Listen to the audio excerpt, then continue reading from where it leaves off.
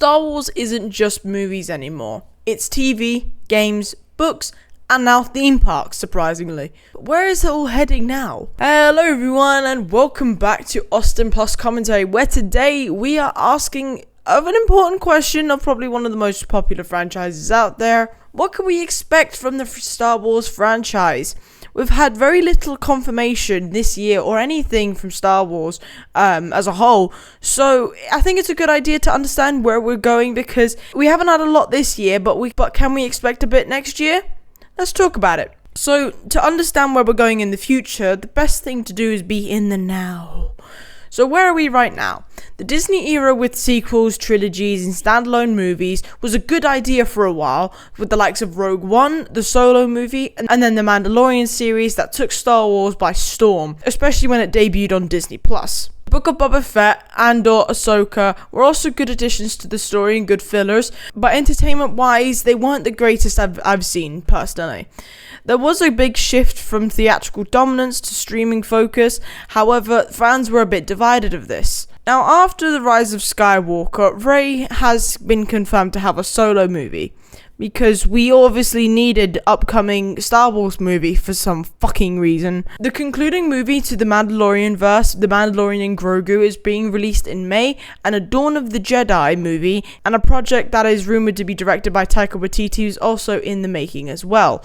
All of these said are to an attempt to re-establish their glory in the cinema world, because Star Wars definitely have lost their touch. They're definitely good in the TV universe, as they are still a popular franchise, but in cinema, they're basically forgotten. Now, in terms of the future of Star Wars, there's an ongoing dominance in streaming game with this Mandalorian verse and other projects like Ahsoka and the Skeleton Crew and Andor. And Andor is actually the most highly anticipated thriller in the Star Wars franchise right now.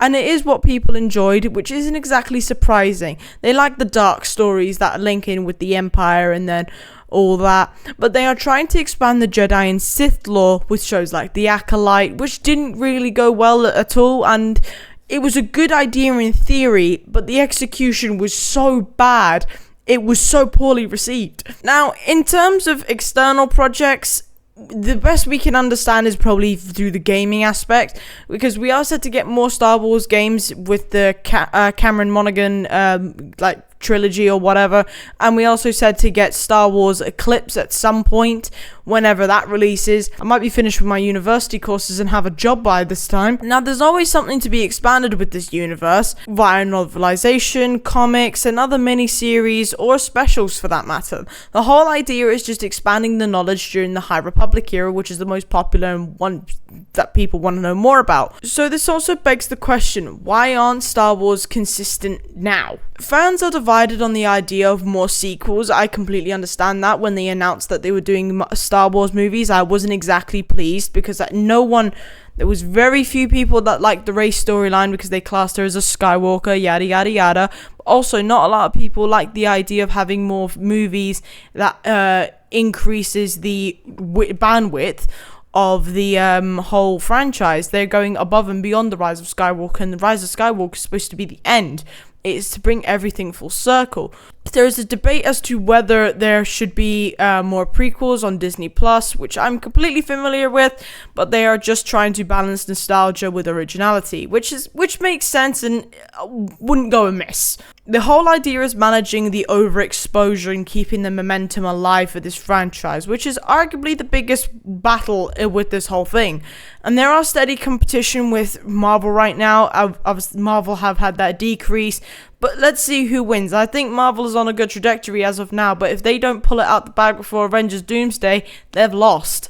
Now, as for movies, like fillers like Solo and Rogue One, having movies like that, and then obviously Mandalorian and Grogu releasing in May, that's a perfect idea to have something that is still important to the franchise, but it's still a filler and it's not significant as like the old trilogy, the new trilogy, and the prequel trilogy.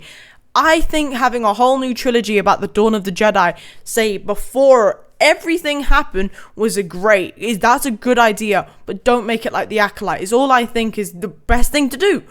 Star Wars is at a crossroads right now, with bold new projects, beloved legacy characters, and cautious fan optimism. But can Disney strike the right balance? Do you think Star Wars is headed for a revival, or is it just another stumble? Let me know in the comments below. But without further ado, everyone, that is the end of today's video. I do hope you all enjoyed it, and if you did, please leave a like and subscribe and comment what else you'd like to see on the channel. But I hope you have an amazing day as always, and I'll see you all in the next one, folks. See ya! Yeah.